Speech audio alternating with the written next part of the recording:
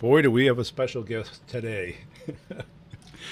Joking a little bit. Somebody who follows me on LinkedIn and is a listener wanted to interview me. So I guess I'm the guest today. You get to hear my origin story and get a little different take. Because usually I'm the one asking questions. This time I'm in the spotlight, answering questions about sales, mindset, motivation, and how do you transition from the most unnatural of salespeople to somebody who knows how to sell? And I hear a lot of stuff out there about tactics. And tactics are helpful, but strategy always wins.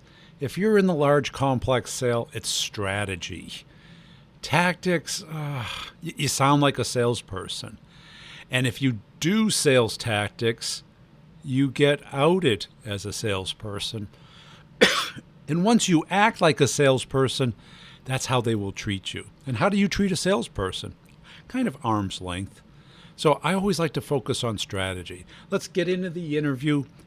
Make sure you're checking out the other podcasts, Sales Questions, Brutally Honest Answers, the Sales Leadership Show, and the B2B Revenue Leadership Show. Also, do you know I keep all of these videos on YouTube? You can just search Brian Burns Sales on YouTube. And let me know what you think of this model. Maybe I'll do this more often as a co-host. Or if you'd like to be on the show, if you have an interesting perspective on sales and how to be successful at it, let me know. Here we go. Well, hi, Brian. Thank you for having me today. I thought what I would do is, first of all, introduce myself, which is my name's Larry Cole. I live in Canada. Long time listener of your stuff, and I actually can't remember how far back it goes, but I will say this. Do you remember the old show, The X-Files? Oh, yeah. And you remember the smoking man? I wasn't a big watcher of the show, but Okay, so there's a character in the X-Files called the Smoking Man.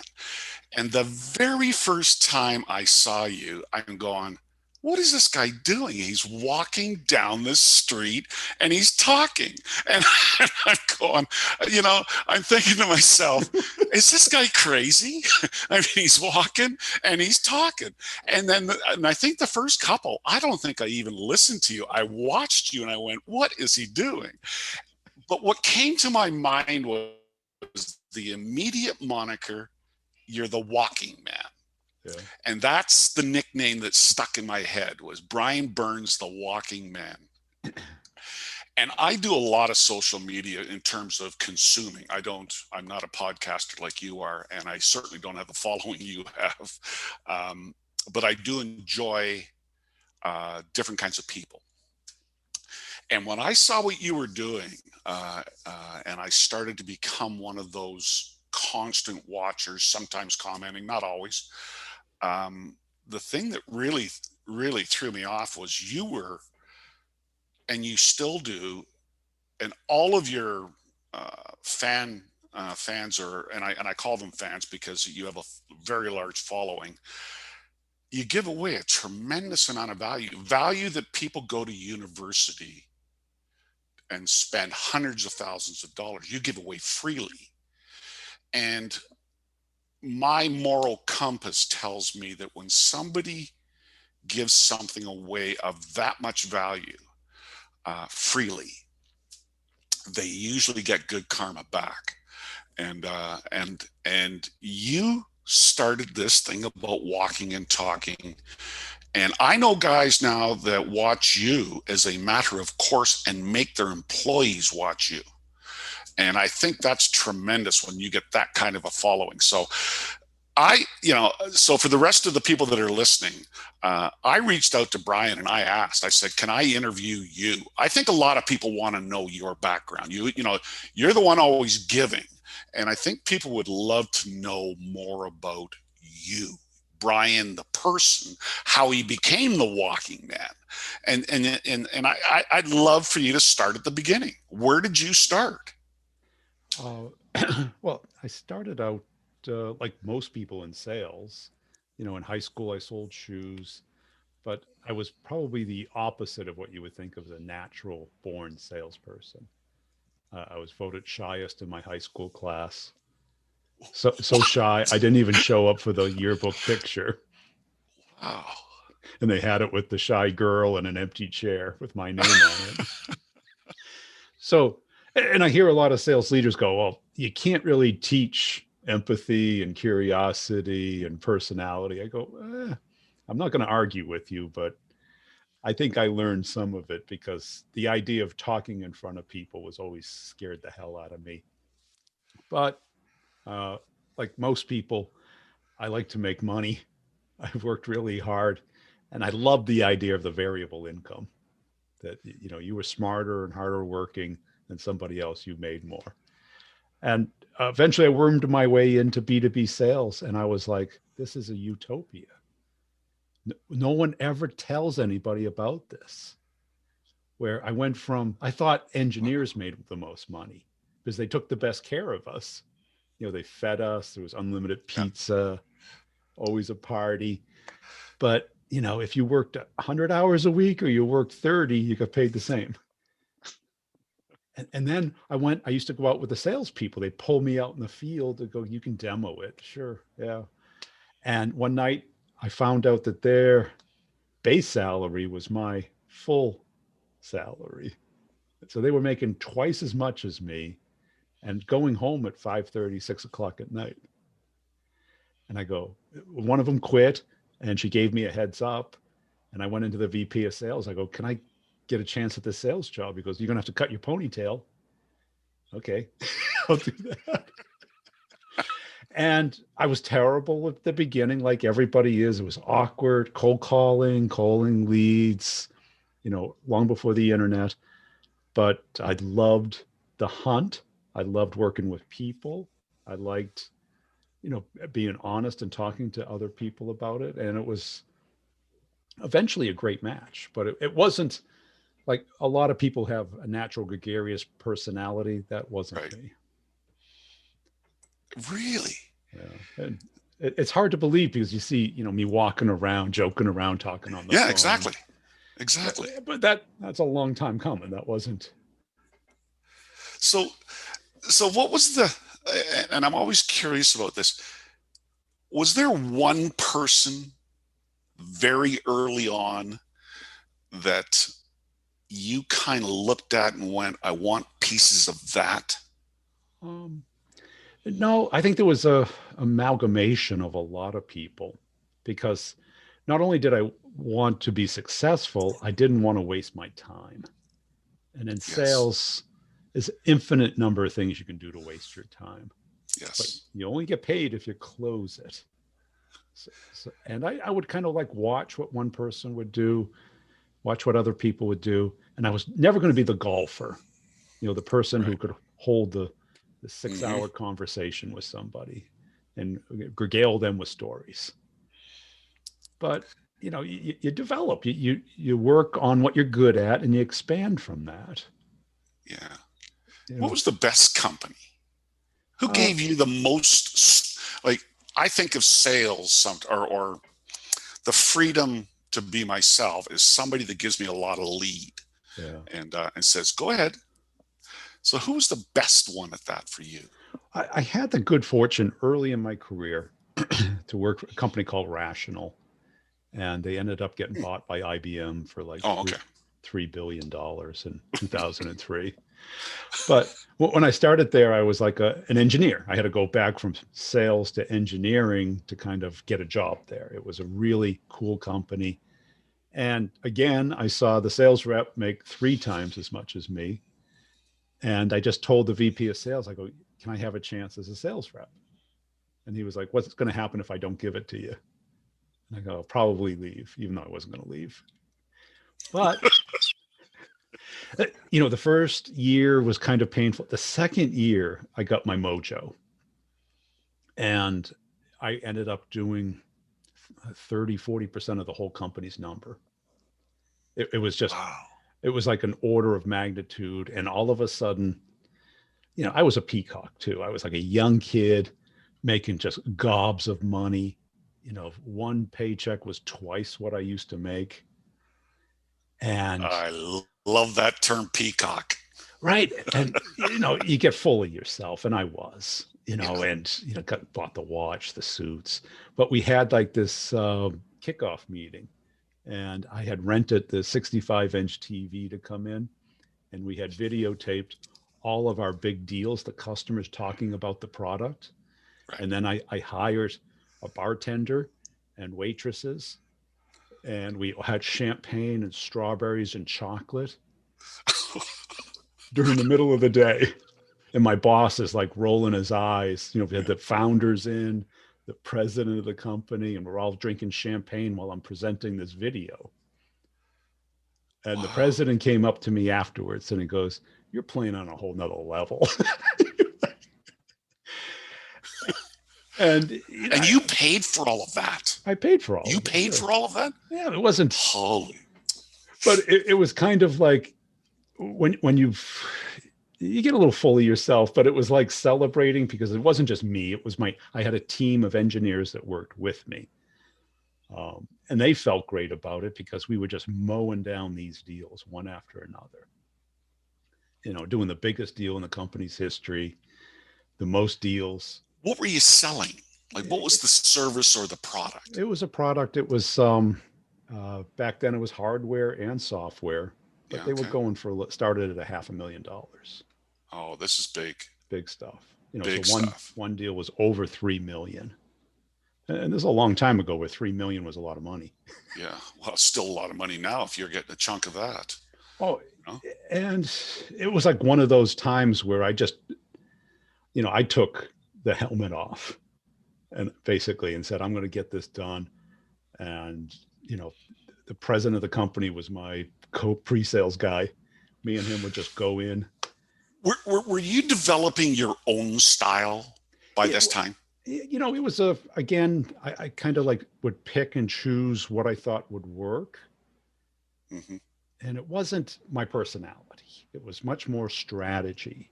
How do I get the company, the customer, to Yeah. buy into our approach? Because we were competing against mostly Digital Equipment Corporation at the time, Yeah. which was 1,000, 10,000 My times age. bigger. Yeah, they were like it was like IBM Digital Equipment. And 75 companies later, it was us. Right. Right. Right.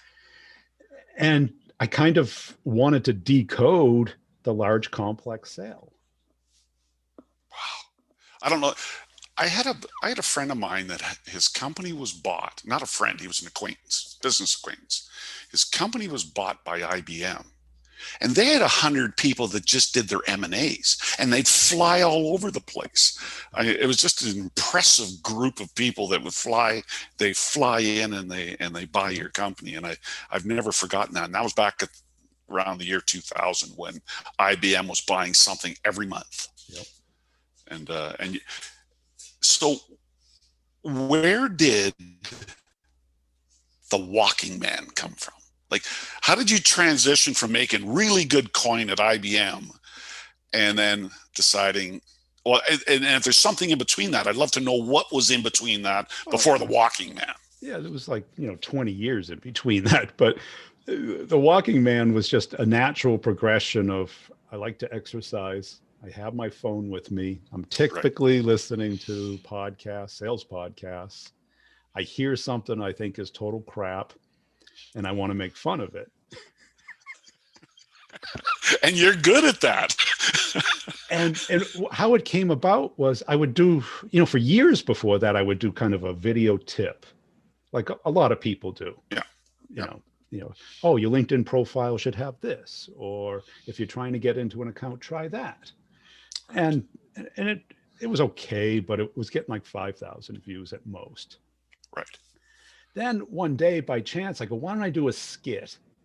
Like I'm pretending to talk to somebody else.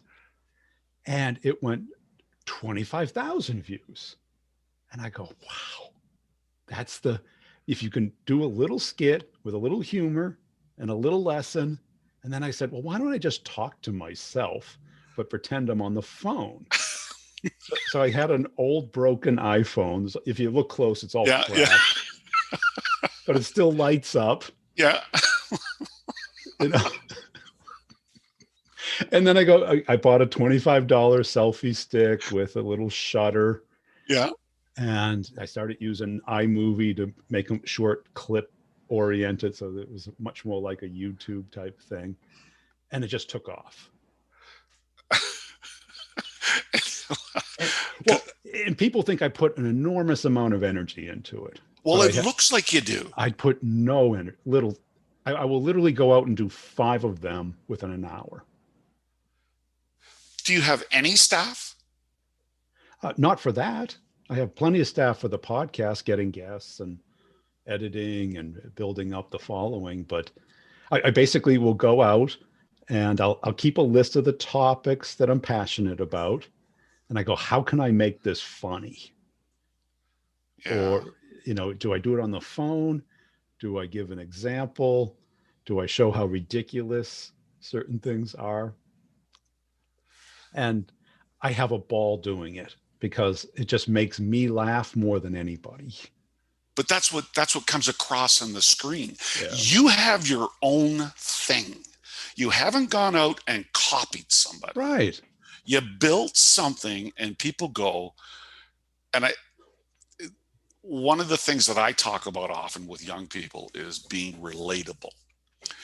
And when you can be relatable to such a wide audience, and they all go, I know that little line in there. Like Brian's saying, the one thing I just heard last week.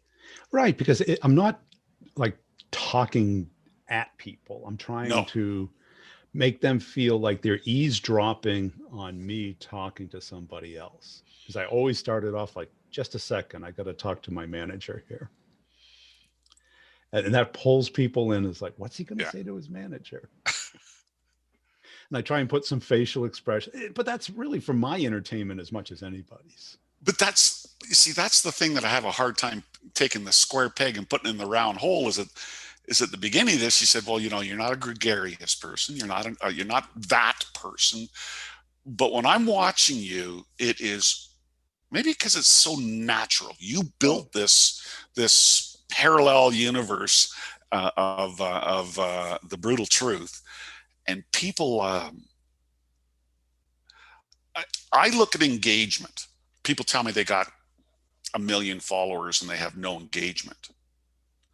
And that's my big thing is if you're not having a conversation with the very people that are watching you, then all you're doing is telling people what you know.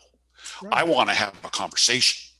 And that's what builds engagement, because a lot of people talk at the camera and say, don't do this stupid thing, do this smart thing. Yeah. And they yell so that the people get their attention, then they have authority.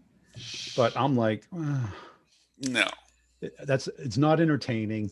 And let's face it, you got people, I try and keep it to a max minimum and a half. And that's what I do, chop, chop, chop, chop, because I take every quiet point out of it. So it's what might be 2.5 minutes, I crunch down to 1.5 minutes. Well, people only, part of what makes your magic true magic is that they can fit that lesson in and they can consume it and they can come back to it.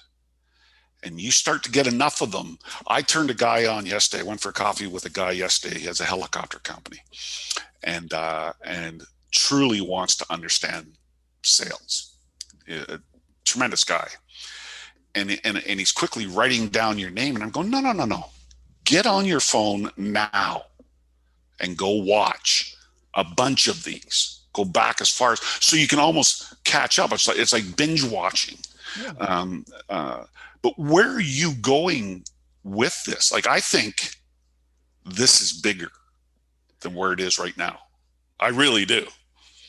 Well, I'd like to hear about that, because maybe I'm missing something. It was because, let's face it, in the sales space, I've got the long form podcast, which is what we're doing today.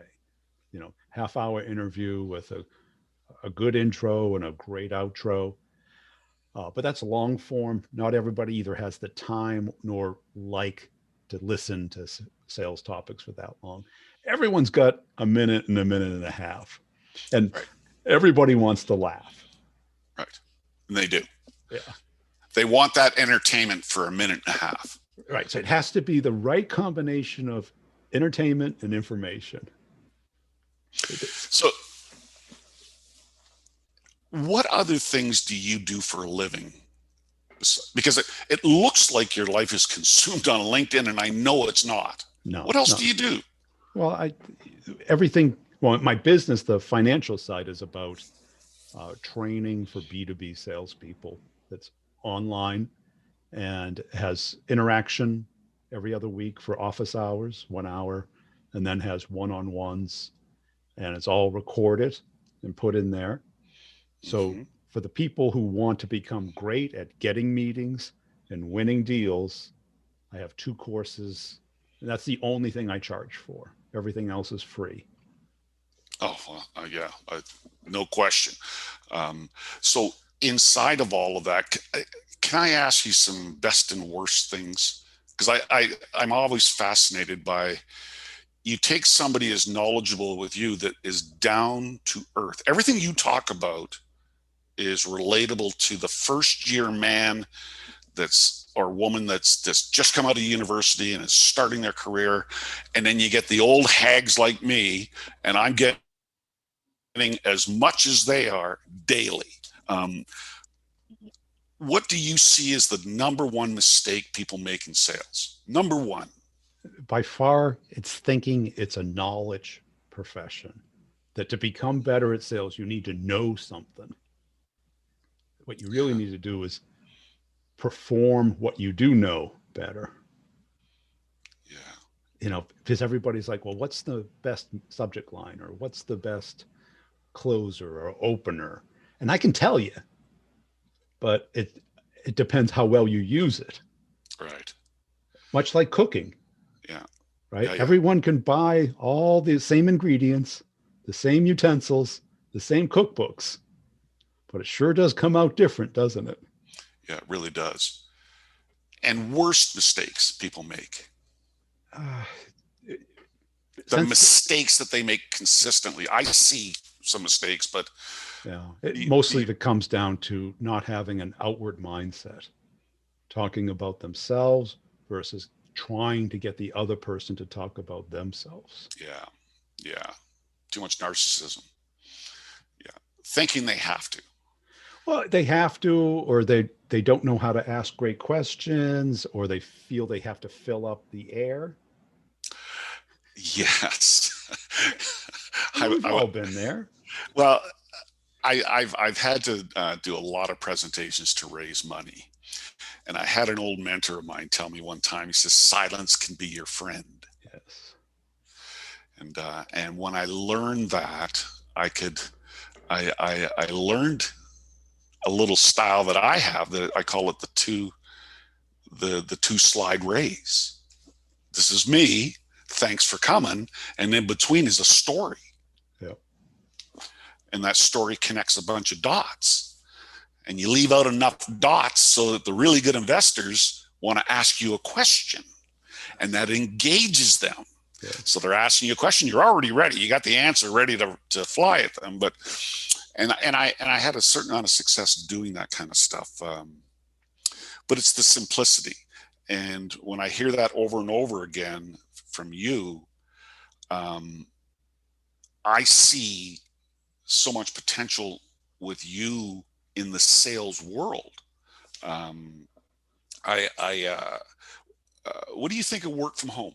How do you balance work from home and offices starting to change? Well, I mean, I've worked from home for the last 20 years. Me too. Yeah, So, yeah, uh, and I've grown used to it. People who haven't, I get it. But I've always, for a long time, even when I didn't work from home, it was in a shared office suite, where the company yeah, would rent a office there. yeah. But if you're in sales, you've got to be self-motivated. Yes. You've got to have your own discipline. Yeah. You can't be easily distracted. Um, and it's hard. I get it. Even the harder part is when you don't, because I was always a traveling person and would rely on face-to-face meetings, which are insanely powerful, but not practical today. Yeah. So you have to become even better at Yeah. having that other person want to talk with you, not have to, Yeah. want to. Well, this whole thing that we're doing right now is everything. Yes. It's everything. Right. And if when somebody just wants to tell you about their product, do you want to hear about it? Yeah. Or do you just want to talk with the other person Yeah. to talk about mutually interesting things? Yeah. I equate a lot to what you do to any new company coming up that has an idea. You talk a lot about solving a problem, and I'm passionate about that. I mean, yes, you can have a good team, and it takes a good team to execute, but if you're not solving the person's problem, you can't move forward. If they don't think they have a problem, it doesn't matter what you have. Right. People rephrase what a problem is, whether it's a missed opportunity Yeah, or I it's hate that. I'm it's not like, into that stuff. let's face it. Yeah. Okay. Do you buy a summer house to solve a problem? Well, yeah, because you don't want to stay at your house. Right, right. Is it an opportunity? Yeah, it's an opportunity too. Yeah. Well, I appreciate this, Brian. I have a million questions that I'd like to ask you, but I think that we're probably running short on time. Are we? Yeah, we got a few more minutes if you have one more too. You know, I'd like to know which company gets it right that you know of. Which company, if you could condense all the things that you talk about as the walking man, who gets it right? Who gives enough string and gives enough latitude? Because that's no matter It's a what number one value thing. you're giving out. Who do you think? Well, I think let's describe what went wrong, because Okay. really what went wrong was, in the 90s, everyone had a CRM, but nobody really used it. Yes. It was Act, Totally. there was Siebel, there was Yeah. a bunch of them, and even reps like, I'd like to have one, and they would maybe enter some stuff. But then around 2003, 2005, Salesforce could now sell a CRM that didn't require IT's involvement. Yeah. So the CRO, the VP of sales, could order a CRM without talking to anyone. Right. And then Right. all of a sudden, the focus went from the reps and the customers to the CRM, and it turned into a game. And what ends up happening is they think that's the reality. That's someone's interpretation of reality, of what they think you want to see, and how to keep themselves out of trouble. And the focus went from the customer and the reps and the process to the data. People assume that the data has any meaning whatsoever. I can't tell you the number of times a manager would say, just put in 300% pipeline so I can get my boss off of my back. And you put it in, and then they say, well, your close rate is only 30%. Yeah, because you maybe put 300% in there. And Yeah. that's why, you know, Yeah. but there are companies and there are leaders out there. I try and interview them on the podcast. So when you hear those people, um, those are the places to go. Smaller companies are more nimble. Anytime you hear data driven, science based selling, run for the hills. Run like heck. Because No question. See, I find most companies, and I got to be careful how I word this. They don't want to be honest with Of course themselves. not. So they project these levels of dishonesty within their organization. And I can't handle that. I see it and I can't handle that. When I'm in a meeting with my own people, can't we at least leave the business cards and the titles at the door and be honest sitting here? Yes. What's in the funnel? You know? Right. And instead of having these made up metrics that everyone knows is BS, but nobody wants to admit it, but it makes people feel comfortable. Well, and I don't. I wasn't put on this earth to spend 25 hours a week filling up a CRM. None of us were. You And know, ugh, it turns, because that's the number one thing I hear from reps is it doesn't take 5 or 10% of my time. It takes 25 to 50% of oh, my it's a time. huge amount of effort to keep it up to date, and it's drivel. Right. And leaders feel like they have control and power if it's all full. Yeah, What they don't understand is people are putting in there what you want to see, not what is real. yeah. That only is not valuable, it's dangerous. And and managers think that, oh, if it's all in there, I don't need the rep. Well, it's not the data that you want out of the rep, it's the order and the relationship that the rep has with the client. There's the word Yeah. relationship. Yes. And leaders want sales to be like a factory, an assembly line. Yes, The only problem is raising a kid like an assembly line? No, because each kid is different. Each kid is good at certain things and bad at other things. Has good days, has bad days. Lies and cheats, yeah, you'll get sick, and it's not a factory. yeah. Yeah. You're definitely singing to the choir here because I will concentrate on the people I think I'm going to do business with. And then everybody else is just somebody that I know when it comes to trying to project what's going on in my company. So, You know, who am I talking to? And are they engaged in the conversation? I go through this stuff all the time because I don't want to I don't want to be dishonest with myself, and I don't want to be dishonest with a potential investor or a potential supplier or a potential big client. You know, because I think of, go ahead. it's too easy to play business instead of do business, Boy, is that a mouthful. right? I wish Because I said that. because a lot of people are very good at playing business, having Yeah, lots of meetings, conversations, yeah, discussions. yeah. But if you're an entrepreneur or you're a salesperson, that's a waste of time. What you want to do is do business. People who have the problem who solve, recognize it, engage with Yes. you, see the value, and will communicate. Yeah, I've really come across that in my newest venture because I've never taken a product that never existed into a COVID world, Yeah. and I've run across some real eye openers about being the first in the world and having no comparatives. Yeah.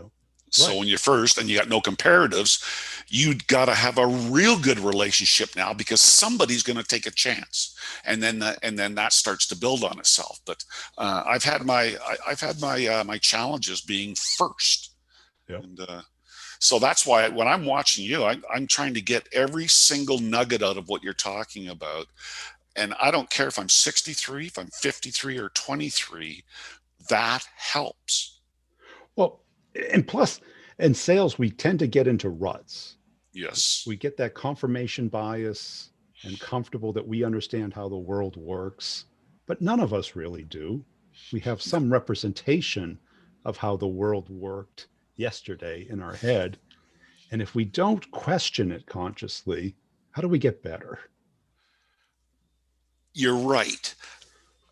A thought just came to me as you were saying that I think the world is fundamentally different right now. Okay, I do. Like it's actually raised your value, because if you can't work independently and understand how to build those relationships independently in your home office, you are going to die and wither and see you later. So that value that you bring on a daily basis, um, in this world that we're in right now, so high. Yeah. That practical knowledge of how do you engage, because I see it right now where companies are failing. It's because they're not adapting fast enough,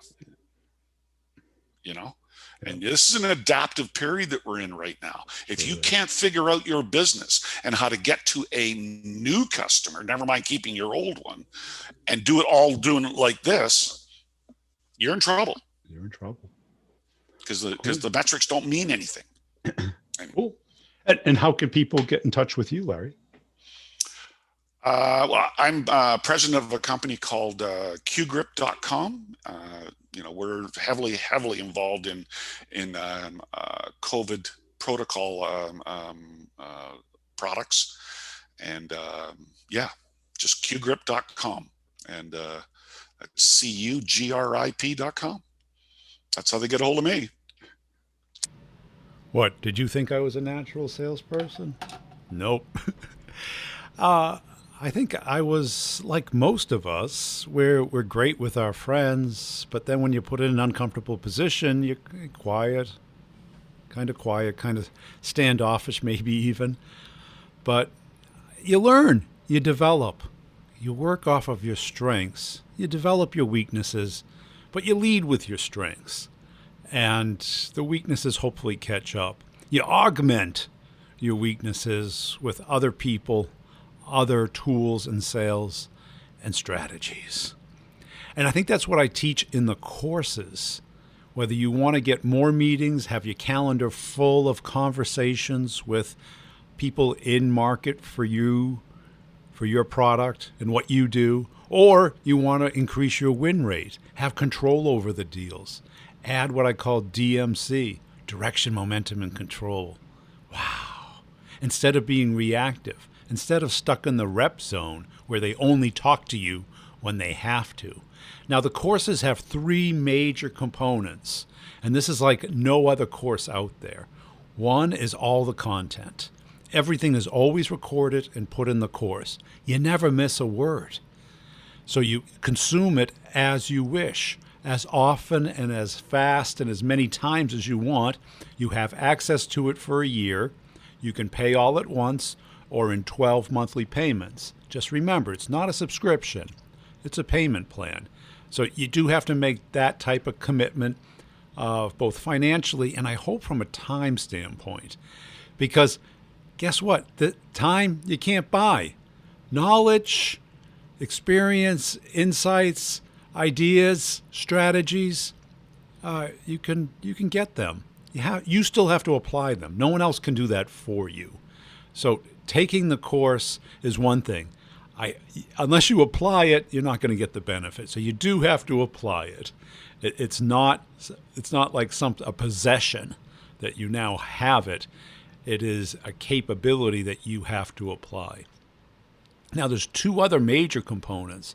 We have office hours, which is an hour meetup every other Friday, 2 p.m. Eastern, on Zoom, and we talk about whatever the audience wants, whatever the community cares about. I always prepare a topic. I try and make everything relevant based off of the previous 2 weeks of one-on-ones, but whatever people bring to the table, that's top priority for me. So we talk about situations, problems, attitudes, mindsets, case studies, examples, comparisons, wins, fails, and you get a sense of what everybody else out there is facing. The other part is one-on-ones. There's no limit to them. It's a 30-minute Zoom call with me after you take the course, applying the course to your particular situation. So the idea is to get feedback, to strategize with somebody else, to talk it through in depth. They are recorded and put in the course anonymously so that other people can benefit from it. So by having office hours and one-on-ones, the value of the course is compounding. This isn't just a bunch of webinars and recorded content that's been multi-purposed. This is completely unique to this particular problem. And we're going on 3+ years now. So there's a lot of examples. Pretty much enough to consume. It would take you some time. So you got to pick and choose the ones that are going to add the most value to you. And take a strategic approach to it, not this tactical tips and tricks. Now, if that's what your thing is, go listen to the Sales Questions Brutally Honest Answer podcast. I did that for you because there is a need for that. And sometimes that's kind of the bite-sized chunk you want to do. Go for it. But if you really want to get better, strategy and process and understanding the whole game. When I say the whole game, most sales reps go, "What do you mean? Whole game? It's all about relationships." No, it's all about the whole game. Now think about, you're not just one player in the game. If you don't win the game, get the deal, you don't get paid. So you got to play the whole game whether you admit it or not. Yeah, like in baseball, you can get hit by the pitch and get on base, but it's better off to hit the ball. You got to play the whole game. And to start with that, you have to understand what the whole game is. How people buy, not just individuals, companies. And no one else really teaches this because nobody else has done it really that much. I look at your options out there. I listen to the other podcasts. There are a bunch of people who got fired from this company or that company, and they haven't made a prospecting call in years. I lived this stuff for my whole career, and I had a passion for it. I just hated working for other people. Believe me, you'll hate that too someday. It'll come by. Or maybe you have a great boss, I hope. But go to b2brevenue.com. I do have some times open to talk about it, but check out the frequently asked questions video. Because typically, nobody has a unique question after that. They want to talk. They want to get feedback, but, I answered the questions. And dig in. This is your career. You may think you're an employee, but miss your number a couple quarters in a row and tell me what kind of employee you are. They're called an ex-employee. We have to sell. We have to close deals. That's where the fun is in sales. And if you don't know how it's getting done on the other side, if you do not know how to start a conversation with a stranger and build it into a business conversation, that's where the magic is. That's where the fun is. Go sign up before the prices go up. I'm not going to tell you when, but they're going up.